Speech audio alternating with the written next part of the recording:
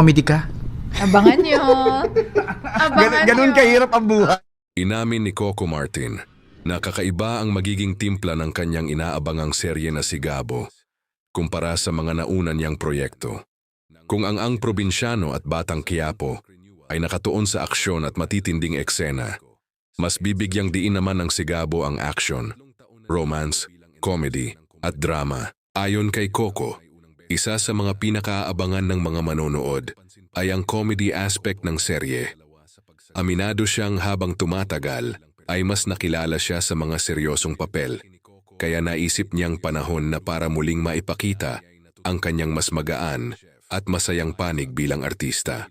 Ibinahagi rin niya na naalala niya ang mga batang tagahanga na sumubaybay sa kanya mula pa noong Juan de la Cruz.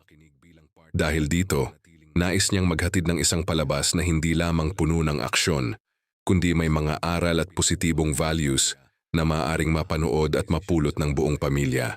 Para kay Coco, mahalagang maibalik ang balanse sa kanyang mga proyekto. Isang kwentong may saya, inspirasyon, pagmamahal, at mga aral sa buhay, habang hindi nawawala ang kanyang tatak na aksyon. Dahil dito, mas lalong tumataas ang excitement ng publiko para sa si Gabo, na inaasahang magpapakita ng panibagong mukha ng aktor at direktor.